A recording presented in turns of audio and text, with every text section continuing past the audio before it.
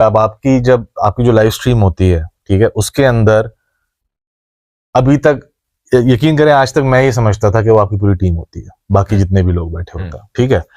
وہاں پہ آپ بتائیں مجھے وہاں پہ کافی حد تک غیر مہذب گفتگو ہوئی ہے کہ نہیں ہوئی ہے؟ پہلے ان کے بارے میں بھی ہوئی ہے, ساحل الدین صاحب کے بارے میں بالکل ہوتی ہے ٹھیک ہے, لیکن ظاہر ہے کہ اگر مان لیجیے میں کروں گا تو میں ذمہ دار ہوں, رائٹ بالکل ایسے سامنے والا کوئی دوسرا کرے گا تو وہ ذمہ دار ہے, رائٹ.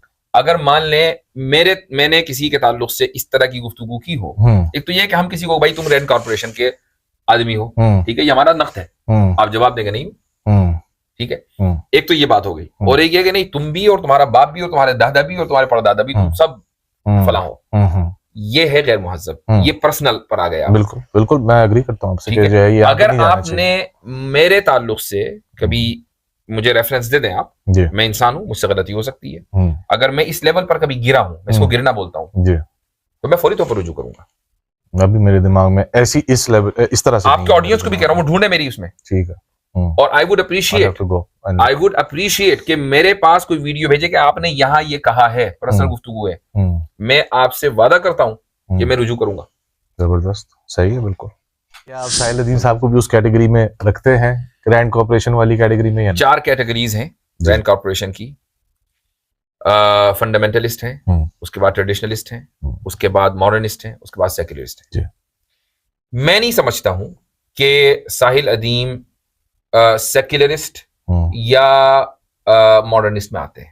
اچھا, میں نہیں سمجھتا ہوں. ٹھیک ہے ٹھیک ہے, تو جو رینڈ کارپوریشن کا جو ڈسکرپشن ہے وہ ان کے اوپر بظاہر صادق نہیں آتا ہے. دلوں کا حال تو اللہ جانتا ہے, دل کا حال ہم کسی کے تعلق سے, یعنی انجینئر کے تعلق سے جو میں نے بات کہی ہے, ایسا نہیں ہے کہ میں نے کوئی ان کو پیسے لیتے ہوئے دیکھا ہے, میرے پاس کوئی امپیریکل ایویڈنس ہے ہاں کہ جی یہ چیک گیا ادھر وائر ہو گئے تھے پیسے, ایسا نہیں ہے. ہم اس اسٹریم میں بھی اور اس کے علاوہ متعدد موقع پر ہم صرف یہ کہہ رہے ہیں کہ رینڈ کارپوریشن کا جو ڈسکرپشن ہے کہ کون سے اسکالرز ان کو پسند ہیں وہ انجینئر کے اوپر صادق آ رہا ہے, دیٹس اٹ. ٹھیک ہے, ہم یہ نہیں کہہ رہے ہیں کہ یہ رینڈ کارپوریشن کا بندہ ہے. ابھی آئیں گے ہم اس کو انجینئر صاحب کے اوپر ابھی آئیں گے. وہی بات میں ساحل کے ساتھ کے بارے میں کہتا ہوں کہ آپ کو نہیں لگتا, مجھے نہیں لگتا ہے وہ ڈسکرپشن ان کے اوپر صادق نہیں آ رہا ہے. صحیح ہے. ہاں, ساحل ادیم صاحب کو پاکستان میں رہ کر یہ جرات ضرور کرنی چاہیے, وہ یہ کہیں کہ میں حزب التحریر کا آدمی. اچھا, وہ مولانا مودودی کے پیچھے نہ چھپے, وہ کہیں کہ میں حزب التحریر کا ہوں. ٹھیک ہے, چونکہ جو ریٹرک ان کی ہے وہ تقی الدین النبہانی کی ہے. اچھا, وہ حزب التحریر کی ہے. وہ پاکستان میں اس لیے نہیں کہیں گے کیونکہ وہاں پابندی ہے, ایک دم اٹھا لیے جائیں گے. تو وہ جو دوسرے کو اوپر بزدلی کا الزام لگا رہے ہیں وہ خود جرات کریں, اور اگر ایسا نہیں ہے تو پھر تردید کریں گے نہیں میرا حزب التحریر سے کوئی تعلق نہیں, یا میں اس لٹریچر سے واقف ہوں. صحیح ہے, فیئر بات ہے, فیئر بات ہے. کیونکہ ہمیں ایسا لگ رہا ہے, اگر آپ کو ایسا لگ رہا ہے بالکل فیئر بات, کہ جو بات وہ کہہ رہے ہیں وہ حزب التحریر کی کتابوں سے لے کر کہہ رہے ہیں. میں آگے بڑھتے ہیں اگلے سوال کی طرف, اور اگلا ہمارا جو سیکشن ہے وہ ساحل الدین صاحب کے اوپر ہے. میں نے آپ کی کچھ ویڈیوز دیکھی اور اس کے اندر ظاہر ہے مجھے جو ابھی تک اندازہ وہ ایک آپ کا جو بڑا اختلاف ہے وہ اس بات کے اوپر ہے کہ جی وہ یہ کیوں کہتے ہیں کہ جی جو بات مجھے سمجھ آئی ہے وہی ٹھیک ہے اور باقی سب کو غلط سمجھ آئی ہے. آئی کین انڈرسٹینڈ, چلے وہاں پہ, لیکن جو آپ کی باقی ویڈیوز تھیں اور ایک کالر کے ساتھ تھیں جس کے اوپر سورہ کہف کے ذوالقرنین کے واقعات کے اوپر آپ کی ڈسکشن تھی, تو آپ کے اس میں 2 میں نے مین سوالات نکالے ہیں جو لوگوں کا اوور آل جو کنسرن تھا, اور میں وہ مقدمہ آپ کے سامنے رکھنا چاہتا ہوں. تو اس میں آپ کے 2 مین سوال تھے. ایک بڑا سوال آپ کا یہ تھا کہ ذوالقرنین کو آسمانوں پہ لے جا کے کرنا کیا ہے, پہلا یہ آپ کا مین سوال تھا. اس کی امبریلا میں ایک ضمنی سوال آپ کا یہ تھا, اور اس کے اوپر آپ کے جو 7 دوسرے لوگ تھے انہوں نے بھی اس کے اوپر کامنٹ کیا کہ جی وہ جو سورج جب ذوالقرنین پہلے اپنے سفر پہ گئے اور انہوں نے سورج کو کالے کیچڑ جیسی اس میں ڈوبتے ہوئے دیکھا, تو اس میں یہ تھا کہ بھئی یہ اگر سورج ڈوب چکا ہے, ختم ہو چکا ہے, تو یہ سورج کہاں سے آیا. تو ایک اس کے اوپر میں خالی ایک ریفرنس دینا چاہتا ہوں کہ آج سائنس نے ثابت کیا ہے کہ بلینز آف سورج اس وقت دنیا میں موجود ہیں, تو ہو سکتا ہے کہ وہ کوئی اور سورج ہو, یہ کوئی اور سورج ہے جو ہمارے سامنے ہے. لیکن اس کے اوپر اس آیت کے اوپر جو اصل مقدمہ ہے وہ یہ ہے کہ ادھر عین الحمیہ کا الفاظ آپ کو پتہ ہے, میں نے آپ کو ایک دفعہ پڑھتے ہوئے سنا ہے, آپ نے پڑھی ہے یہ آیت یہاں پہ, عین الحمیہ کا الفاظ استعمال ہوا ہے جہاں پہ سورج ڈوب رہا تھا. تو وہ اس کا جو پورا ترجمہ ہے وہ یہ کہ کالے کیچڑ جیسی جگہ پہ, آنکھ جیسی جگہ کے اندر سورج جا رہا تھا. اور وہ میں اس کے اندر ویڈیو میں شیئر بھی کر دوں گا. تو بلیک ہول کو اگر آپ دیکھیں گے تو وہ بالکل ایک آنکھ جیسی بنی ہوئی ہے اور بالکل کالی گہری قسم کی وہ ہے. تو مقدمہ یہی ہے بیسکلی کہ بھائی آنکھ جو ٹھیک ہے کیچڑ تو آپ کہہ سکتے ہیں کراچی کے ساحل پہ بھی لگتا ہے, لیکن آنکھ کہاں سے آئی, آنکھ کہاں گئی اس پوری آیت کے اندر. تو پہلے آپ اس کو رسپونڈ کرتے ہیں, پھر میں آپ کے جو بگر کوشچن ہے اس کے اوپر میں آؤں گا. دیکھیں اصل مسئلہ یہ نہیں ہے کہ عین الحمیہ کا ترجمہ کیا ہے. اصل مسئلہ یہ ہے کہ آپ نے جیسے بھی شروع میں کہا نا میرے ریفرنس سے کہ ذوالقرنین کو آسمانوں میں لے جا کے کرنا کیا ہے. اصل مسئلہ یہ ہے جی جی جی ایک مرتبہ وہ آسمان میں پہنچ گئے نا, پھر چاہے انہیں بلیک ہول پہ ڈالیں چاہے ورم ہول پہ ڈالیں کہیں بھی ڈالیں کوئی ٹینشن نہیں. پہلے آسمان پہ لے جانا ثابت کریں کہ کیوں لے جانا ہے. تو پہلے اس پہ آ جاؤں, پہلے اس پر. اچھا چلے پھر میں پہلے اس کے اوپر جو مقدمہ ہے وہ میں آپ کے سامنے رکھ دیتا ہوں. اگین یہ آرگومنٹس ہیں اور اچھا ایک اور چیز میں آرگومنٹ رکھنے سے پہلے ایک جو ٹریڈیشنل پرسپیکٹو ہے جو ہے وہ بھی ٹھیک ہو سکتا ہے, اور مجھے صرف یہ بتائیے گا کہ یہ ہو ہی نہیں سکتا جو میں آپ کو بتانے لگا ہوں. ٹھیک.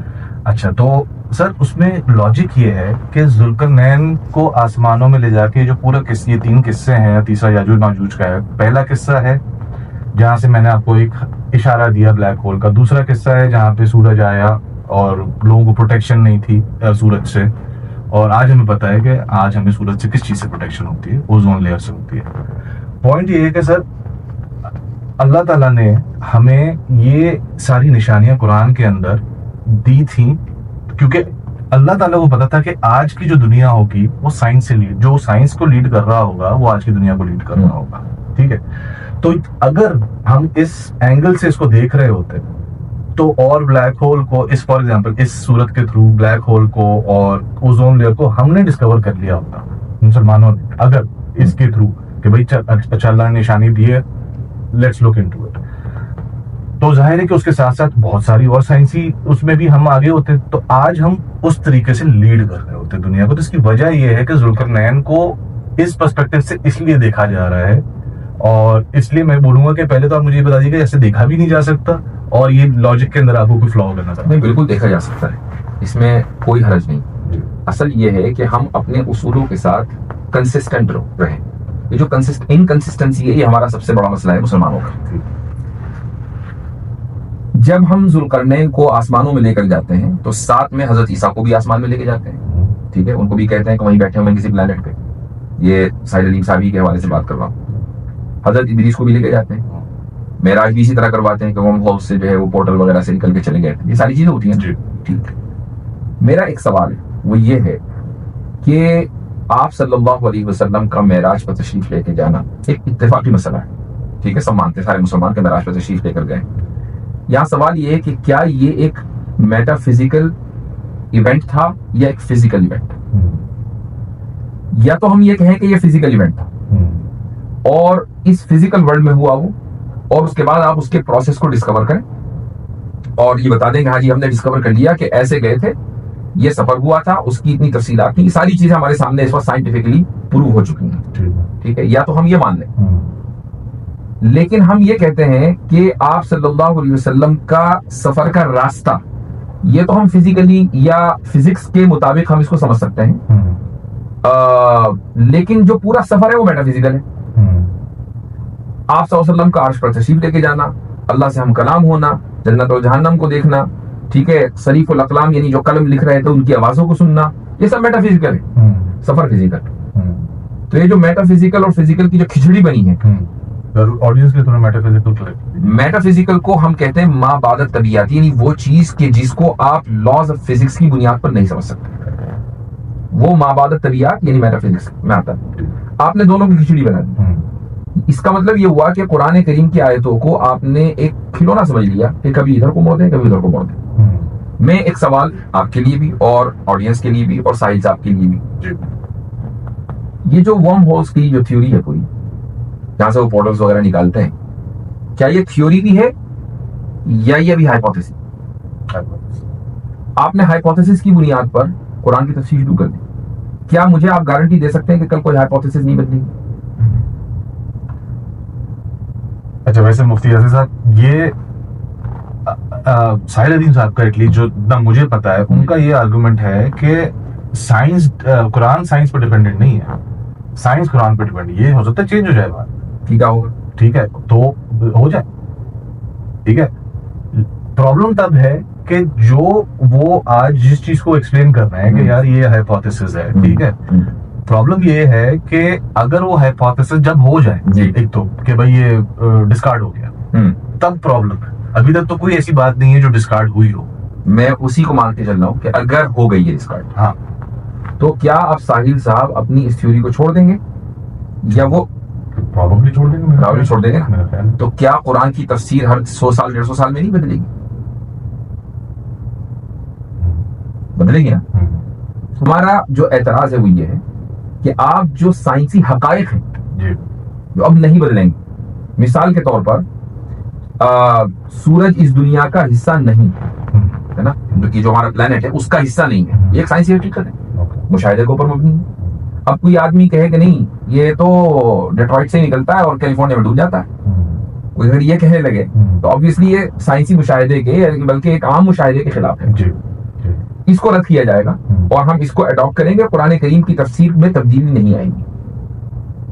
آپ دیکھیں کہ جب دنیا یہ مان رہی تھی کہ سورج ایک جگہ ہے, وہ نہیں ریوالو کر, وہ گھومتا نہیں ہے, اپنی جگہ پر ہے, تو قرآن تو جب بھی کہہ رہا تھا کل فی فلک یسبحون سورہ یاسین میں. ہاں ٹھیک ہے, کچھ علماء یہ کہتے تھے کہ بھائی کلن سے مراد اکثر پلانٹس ہیں, اس میں سورج نہیں ہوگا, کیونکہ ان کو ابھی تک اس کا علم نہیں تھا. لیکن اس وقت بھی امام راضی آج کے تو نہیں, سائنس نے ڈسکور اب کیا. امام راضی اس وقت کہہ رہے تھے کہ کلن میں ہر پلانٹ اور ہر جو اسپیس میں جتنے بھی اجسام ہیں وہ سارے مراد ہیں. تو ہمارے علماء میں ایک بڑی تعداد مفسرین کی اس بات کی قائل تھی. ہم نے قرآن کریم کو نہیں بدلا, سائنس نے بدلا اپنے آپ کو. یہ اب سائنسی حقیقت بن گئی ہے, اس پہ ہمیں کوئی اعتراض نہیں ہے.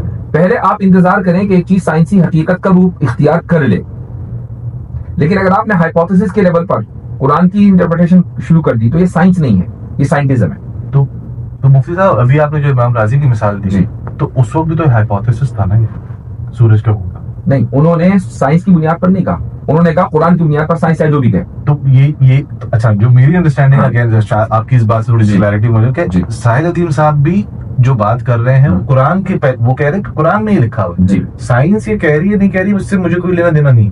کہہ رہی ہے اچھی بات ہے, ٹھیک ہے, لیکن اگر نہیں بھی کہے گی, قرآن نے بولا آج بھی 1000 سال بعد یہ پروو ہو جائے گا کہ یہ وارم ہولز ہوتا ہے.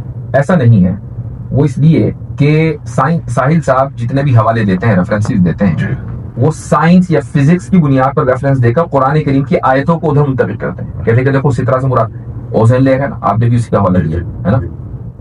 میں کہتا ہوں کہ ایک آدمی ایک صحرا میں پڑا ہوا ہے اور وہاں نہ عمارتیں ہیں, نہ اس کے پاس ٹینٹ ہے, نہ وہاں پہاڑ ہیں, صحرا میں بارش ہوتی نہیں ہے, دن پورے اس روزانہ سورج نکلتا ہے اور اپنی تپش کے ساتھ. کیا وہ آدمی یہ کہہ سکتا ہے, ویسے بھی امکان کی بات کر رہا ہوں, کہ بھائی ہمارے اور سورج کے درمیان کوئی آڑ ہی نہیں ہے, ہم ڈائریکٹ سورج میں, وہ آدمی کہہ سکتا ہے کہ نہیں؟ ایک عام ذہن کی بات کر رہا ہوں, بالکل کہہ سکتا ہے. اب آپ یہ کہیں کہ نہیں, وہ آدمی یہ نہیں کہہ سکتا, لہٰذا سترہ سے مراد اوزون لیئر ہی ہوگی. بالکل نہیں بھی ہو سکتی. میں نے اسی لیے پہلے کہا کہ ساحل صاحب جو کہہ رہے ہیں نا, اس کی پاسبلٹی سے مجھے انکار نہیں. اچھا, اس کے سرٹن ہونے سے مجھے انکار ہے. میں ساحل صاحب سے جو متعدد بار انہوں نے بولا ہے کہ سوچے تو صحیح, ہو سکتا ہے نا. وہ متعدد بار میں نے کیسر بھائی کی پوڈ کاسٹ میں جو کہہ رہے ہیں, جو میں کہتا ہوں صحیح ہے. ہاں, ابھی ریسنٹلی, لیکن ہر بات پہ مجھ سے وہ کہہ رہے ہیں کہ میں رجوع کروں. کس بات کا رجوع کروں؟ مجھ سے انہوں نے کہا کہ پورٹل والی بات پہ جب تک میں رجوع نہ کروں مجھ سے بات نہیں کریں گے. مجھے کوئی شوق نہیں ہے, میں نے تو اپنے طور سے پازیٹیو جسچر کے طور پر کیسر بھائی کے تھرو ان سے کہا, میں نے کہا چلو بات کر لیتے ہیں اگر کوئی اختلاف ہے. انہوں نے کہا نہیں, ہم انفیریئر سائیکالوجی والوں سے بات نہیں کرتے ہیں. That's okay, it's his choice. Point یہ ہے کہ میں ان کو یہ نہیں کہہ رہا ہوں کہ آپ 100% اس معاملے میں غلط ہیں, میں یہ کہہ رہا ہوں کہ آپ جو دوسرے کو غلط کہہ رہے ہیں یہ غلط ہے. اور یہ فیئر بات ہے, آئی تھنک میں ایگری کرتا ہوں اس بات. تو یہ اصل بات, آپ کی بات فیئر ہے کہ آپ ٹھیک ہے, آپ بولیں کہ بھائی میرا یہ پرسپیکٹیو ہے اور اگلوں کا بھی ٹھیک ہو سکتا ہے, میرا بھی ٹھیک بالکل ہو سکتا ہے. تو دیکھیں, قرآن کی جو سائنٹسٹک انٹرپریٹیشن ہے اس میں فلاز رہیں گے, کیونکہ وہ سائنس کے بدلنے سے انسان کو اس کی اپنی انٹرپریٹیشن کے اوپر غور و فکر کرنا پڑے گا. سائنسی مشاہدے اور حقائق بالکل الگ چیزیں ہیں. ہم وہ قرآن کریم سے بالکل نکالتے ہیں اور سائنس ثابت کرتے ہیں. اچھا مفتی صاحب, ابھی آپ نے جو یہ بات کی کہ جو प्रूव्ड साइंस है, बस उस तक आप रहे और अभी हाइपोथेसिस में ना जाए, राइट? तो एवोल्यूशन कैसे होगा? जिस तरह अगर जैसे अब ये जैसे ब्लैक होल और ओजोन वाली बात में जैसे मैंने एग्जांपल दे रहा हूँ खाली, तो अगर गौर व तफक्कुर ही नहीं होगा कुरान की आयतों पे कि यार ये जिस तरह आज मैं बात कर रहा हूँ कि भाई अगर ये पॉसिबिलिटी के ऊपर भी बात ना हो जी, और वो बोले भाई अभी ये साइंस में सेट नहीं हुआ है, तो हम अभी कुरान की किसी भी इंटरप्रिटेशन को साइंस इन हाइपोथेसिस पे नहीं डालेंगे जो सेट है, तो इसका तो मतलब हम फॉलोअर हो जाएंगे ना। यानी कि हम जब हो जाएगा, जब कोई कर देगा साबित, तब हम बोलेंगे हाँ जी कुरान भी ये कह रहा है। तफसीर में कुरान के मामले में या जितनी भी ओवरऑल नुसूस हैं, हदीस हैं, उनके मामले में हमें करना ही फॉलो है। यानी आप अगर तफक्कुर और तदब्बुर भी करेंगे तो उसकी कुछ हुदूद और कुयूद है। ऐसा नहीं है कि आप ओपन थिंकिंग करें कि चाहे जो चाहे आप सोच लें। सोचने की लिमिटेशन, वो लिमिटेशंस क्या है? मिसाल के तौर पर किसी आयत में आप गौर फिक्र कर रहे हैं तो जो भी नतीजा आप निकाल रहे हैं वो नतीजा कुरान की उस वर्ड की जो लिंग्विस्टिक इंटरप्रिटेशन है उससे मेल खाता हो, या इसी तरीके से सहाबा की किसी बात से, किसी स्टेटमेंट से, या ताबीईन के किसी स्टेटमेंट से वो सपोर्ट उसको मिलती हो। साहिल साहब ये कह सकते हैं कि हाँ मैं एक ताबीई के कौल से सपोर्ट लेता हूँ, चूंकि उन्होंने सबबा के माने तरीक के किए, यानी रास्ते के किए। लेकिन वो रास्ता तो जमीन में भी हो सकता है ना, ये आपके रास्ते नहीं, उन्होंने सिर्फ ये कहा कि रास्ते। तो अब अगर अच्छा उसके बाद चलें, मैं कहता हूँ थोड़ी देर के लिए आपकी बात मैंने मान ली कि किसी का कौल उनको मिल गया आसमानों के रास्ते, वो ताबीई है, लेकिन उस ताबीई के उस्ताद इब्न अब्बास ये कह रहे हैं जमीन के रास्ते। अब शागिर्द की बात माने, उस्ताद की बात माने, और है इब्न अब्बास तर्जुमानुल कुरान, कोई छोटे मोटे साहबी नहीं जिनका काम ही कुरान की तफसीर करना है। तो इन सब के बावजूद हम ये मान के चलते हैं कि आप गौर फिक्र जरूर करें, हुदूद और क़ुयूद में रहकर करें। अगर आप किसी नतीजे पर पहुंच रहे हैं जो नतीजा अगलों से मुख्तलिफ है, आप उसको अपने ओपिनियन के तौर पर पेश कीजिए। ये मत कहिए कि ये है और तुम गलत कह रहे हो, तुम रुजू करो। सही, ये पॉइंट है। तो बेसिकली मेन इशू यही है कि भाई आप ओपिनियन दे, कोई प्रॉब्लम नहीं है, ये मत बोले कि सब गलत बोल रहे हो, मैं ठीक, हाँ, हर चीज के ऊपर यही है। ओपिनियन भी उस ज़वाबित के ऊपर होनी चाहिए, वरना तदब्बुर तफक्कुर की तो कुरान ने हुक्म दिया है। अच्छा, तो आप इसके अंदर मतलब आप एटलीस्ट इस बात को अग्री करते हैं कि अगर ये आप तदब्बुर करना तो है, बिल्कुल लाजमी करना है, कुरान की आयतों के ऊपर सोचना है, समझना है। तदब्बुरूना कुरान करीम में बार बार कहा गया। अफला तदब्बुर का मतलब है कि वो क्यों तदब्बुर नहीं करते, क्यों नहीं सोचते, क्या दिलों पर ताले लगे हुए हैं?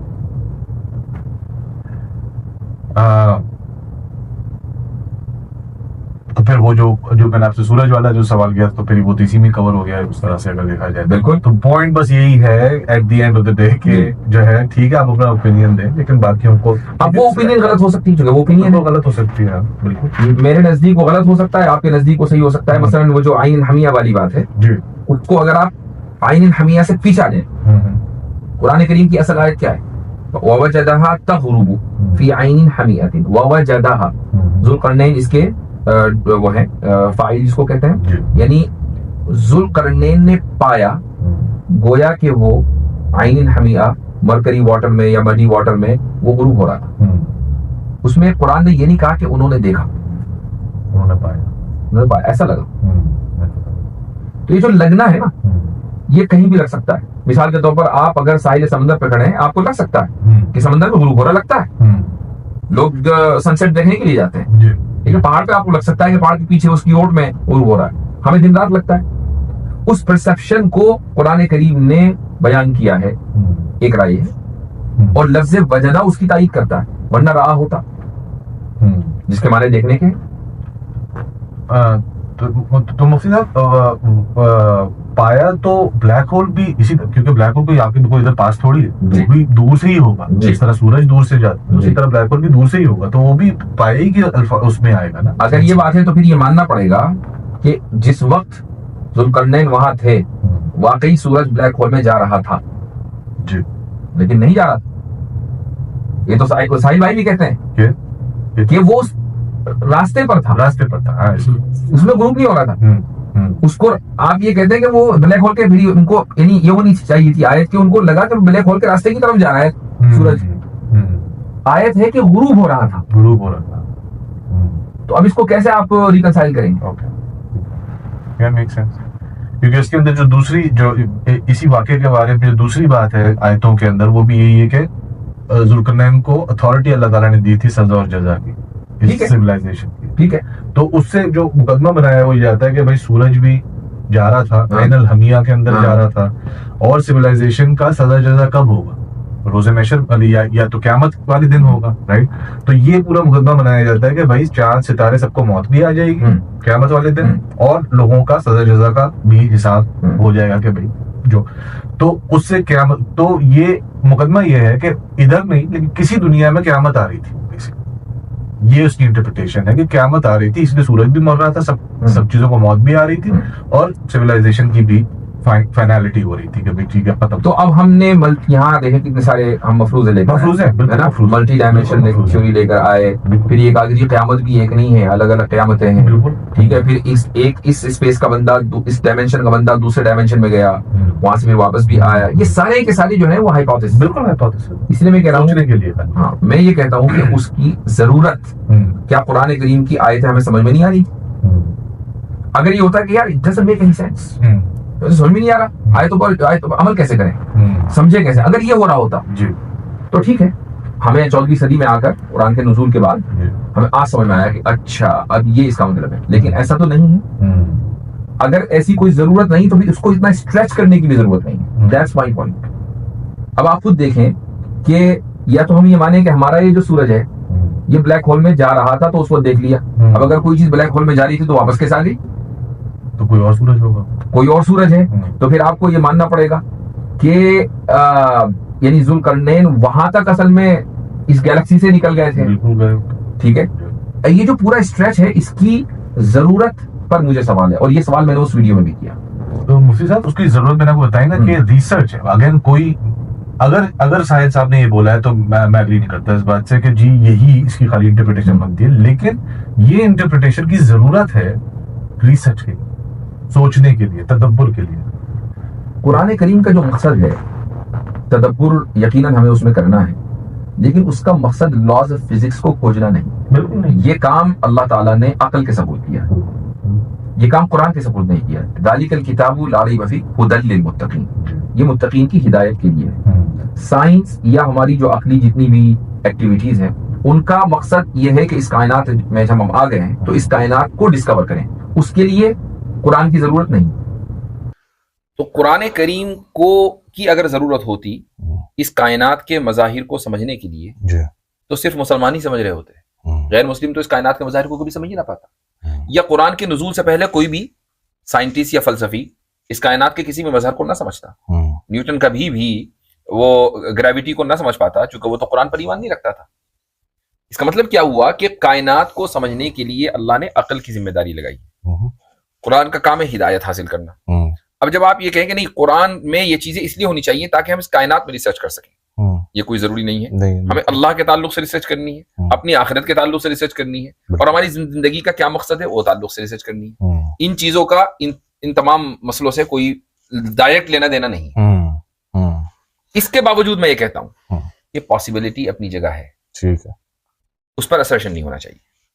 اور جو میں ایک پوائنٹ اس کے اندر بس یہ ایڈ کرنا چاہتا ہوں کہ بالکل آپ کی بات ٹھیک ہے کہ عقل کے اوپر ہے باقی یہ سارے فزیکل فینومیناز اور ان سب کو ایکسپلور کرنا, لیکن اگر کوئی اشارے مل رہے ہیں کہیں سے, جس طرح آپ کو بتائیں ایمبریولوجی کے بارے میں کچھ آیات ہیں, اگر وہاں سے ایک اشارہ مل رہا ہے کہ یار ایسا بھی کچھ ہو سکتا ہے تو یہ ایک لیڈ تو ملتی ہے نا. بالکل مسلمان کے لیے ایک لیڈ ہونی چاہیے کہ یار میں اس پہ ریسرچ کر لیتا ہوں. میں نے وہی کہا کہ چونکہ ایمبریولوجی کے تعلق سے جو ہمیں پتا ہے وہ ایک حقیقت ہے.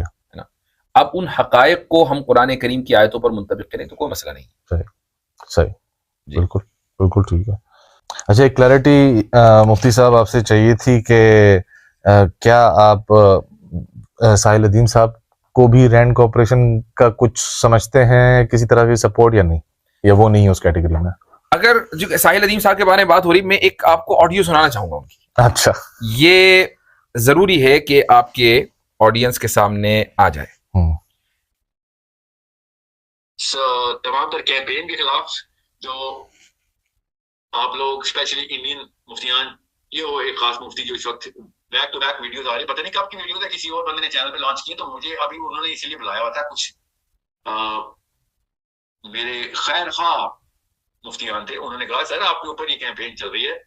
तो मैंने वो वीडियो को थोड़ा सा इक्तबास पूरा उन्होंने तो लिख के रखा हुआ था, तो उन्होंने क्लिप जब दिखाए तो पता चला। मैंने कहा ये किस मुल्क का बंदा है? उन्होंने कहा इंडिया के मुफ्ती है, मुफ्ती यासिर साहब।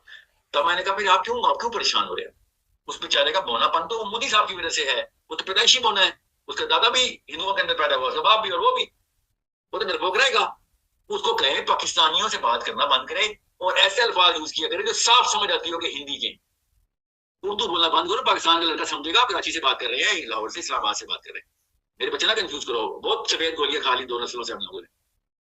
आप एक और आ गए हैं नया वर्जन लेके और ऐसी ऐसी आयतें सुना रहे हैं जो कि स्ट्रेट आयत सामने लिखी है, आधी पढ़ के सुना रहे। ऐसे बेशर्मों को अपने लाउड स्पीकर का रुख अपने कबीलों में रखना चाहिए। आजाद मुसलमान से बात न करने के काबिल नहीं हुए आप। आजाद मुसलमान से बात करने के काबिल हुए नहीं है आप। आजाद मुसलमान से बात करने के लिए आजाद मुसलमान बात करेगा। It is that simple. Know your place. अपने इस्लाम की नफ्स से मैंने आपको साबित किया जी।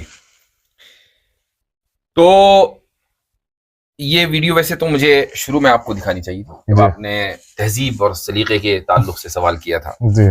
लेकिन चूंकि उस वक्त साहिल साहब के ताल्लुक से सवाल नहीं था, एक जनरल सवाल था जी जी।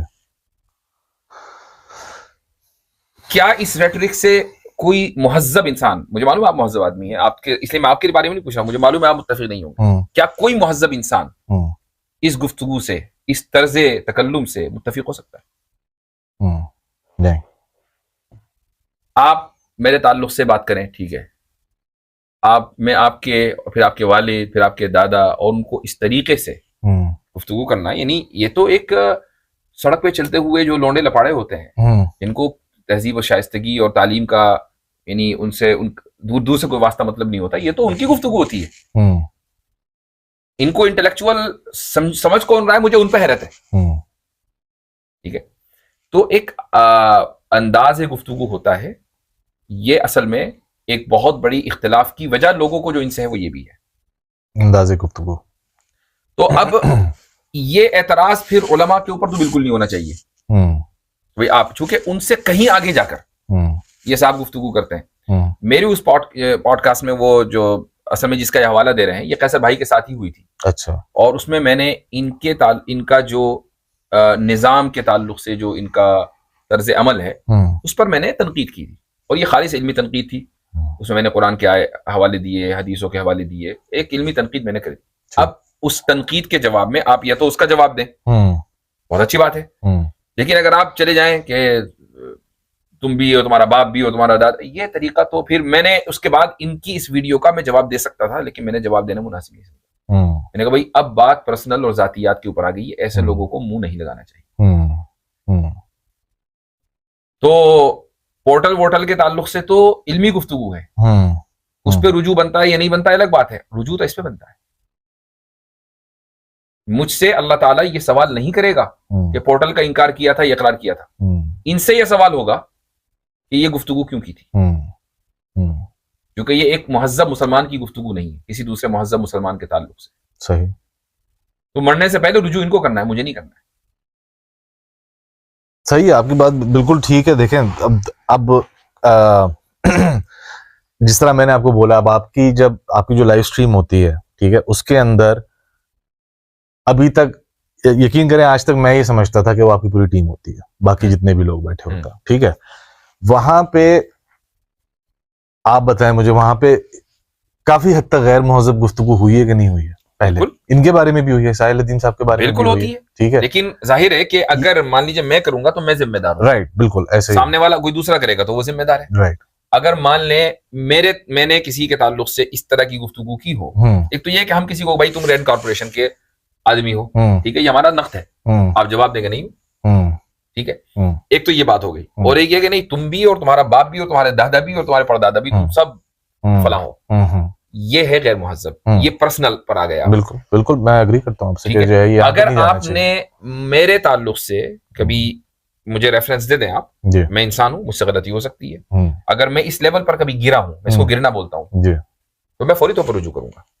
अभी मेरे दिमाग में ऐसी इस तरह से आपके ऑडियंस को भी कह रहा हूं, ढूंढे मेरी उसमें, ठीक है, اور I would appreciate کہ میرے پاس کوئی ویڈیو بھیجے کہ آپ نے یہاں یہ کہا ہے، پرسنل گفتگو ہے، میں آپ سے وعدہ کرتا ہوں کہ میں رجوع کروں گا. زبردست، صحیح ہے، بالکل بالکل صحیح ہے جی. اگلے ٹاپک کی طرف جانے سے پہلے مفتی صاحب، میرا سوال آپ سے یہ ہے کہ کیا آپ، دوبارہ سے کروں گا میں وہ سوال کہ کیا آپ ساحل الدین صاحب کو بھی اس کیٹیگری میں رکھتے ہیں، رینڈ کارپوریشن والی کیٹیگری میں؟ 4 کیٹیگریز ہیں رینڈ کارپوریشن کی.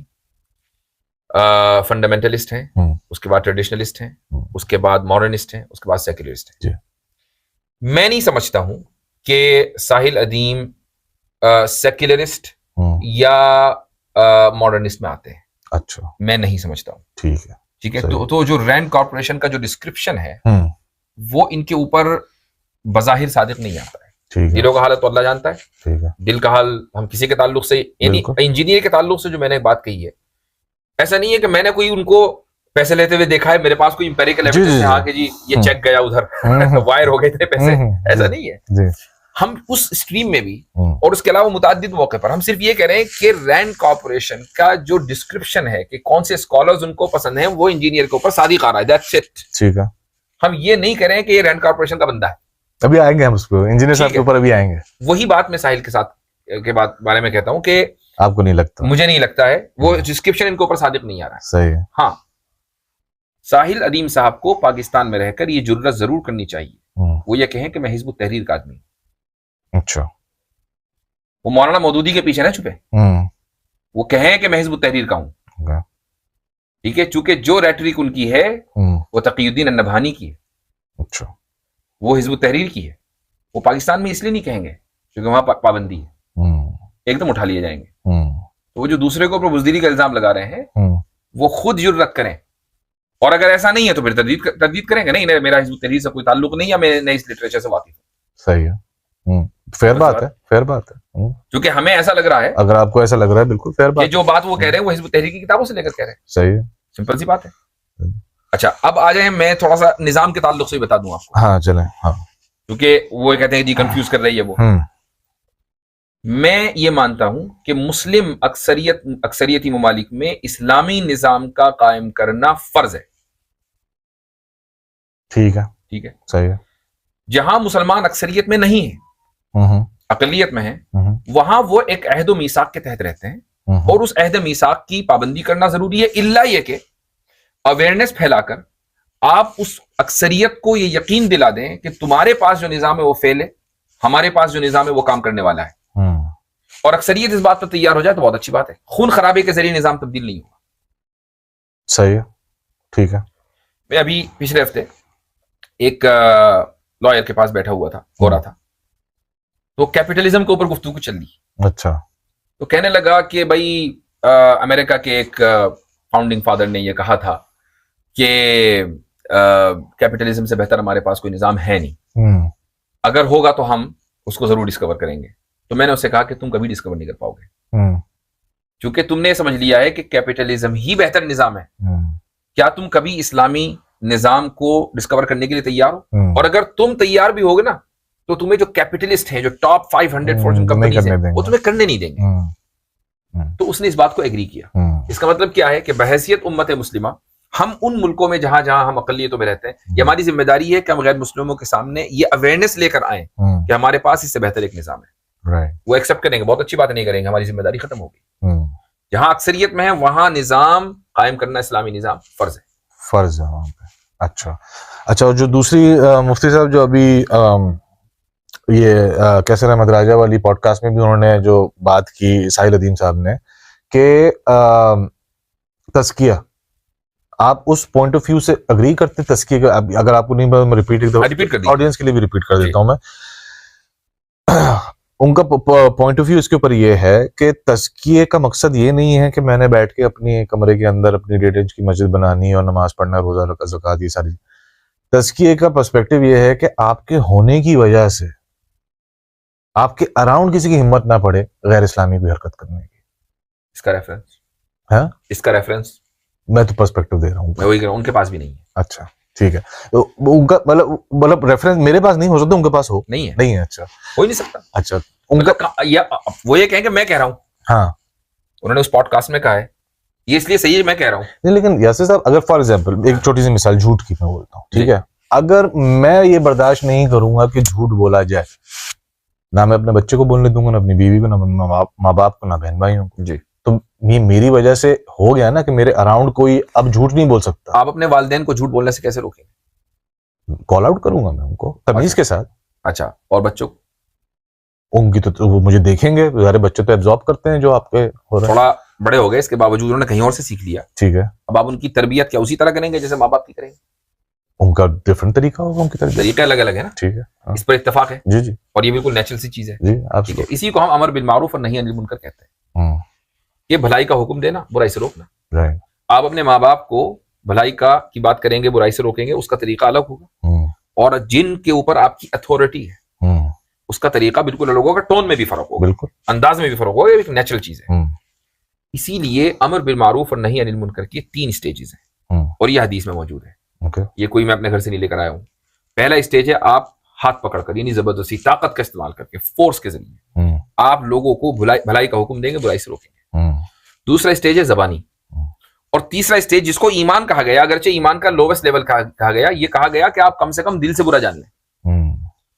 اس آیت میں جس کے تعلق سے انہوں نے مجھ پر الزام لگایا کہ میں نے آدھی آیت پڑھی ہے, وہ آیت میں پڑھ کے سنا دیتا ہوں. والذین ان مکناہم فی الارض اقاموا الصلاۃ وآتوا الزکاۃ وامروا بالمعروف ونہوا عن المنکر. یہاں تک آیت ہے. میں نے جب وہ قیصر بھائی کے ساتھ میں گفتگو کر رہا تھا تو امروا بالمعروف ونہوا عن المنکر کی یہ جو 2 الفاظ ہیں یہ میں نے نہیں پڑھے.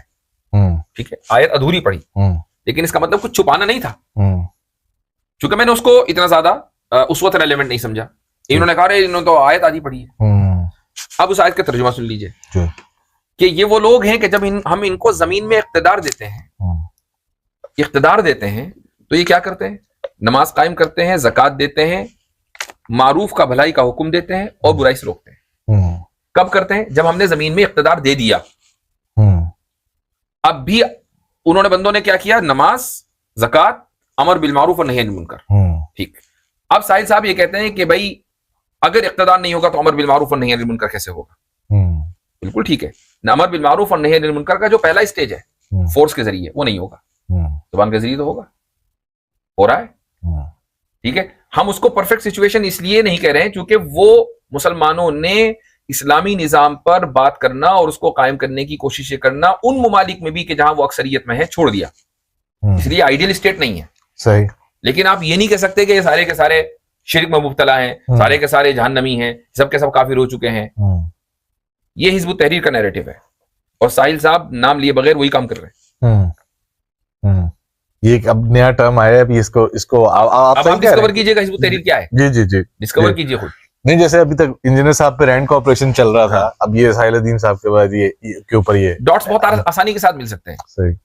میں دیکھیں حزب التحریر کے تعلق سے میں بتا دوں آپ کو, میں یہ نہیں کہتا کہ یہ لوگ فاسق ہیں, فاجر ہیں, کبھی نہیں کہتا. میرے بہت سے دوست ہیں امریکہ میں, تو یہاں آپ چاہے جو بولیں, امریکہ میں تو آزادی ہے, جس کو انفیریئر وہ کہہ رہے ہیں نا سائیکالوجی, ہم تو ان سے زیادہ آزادی رکھتے ہیں. میں اور آپ امریکہ میں رہتے ہیں, کیا آپ خود بتا سکتے ہیں کہ بہت سی گفتگو جو ہم امریکہ میں کرتے ہیں پاکستان میں آپ کر سکتے ہیں؟ نہیں کر سکتے.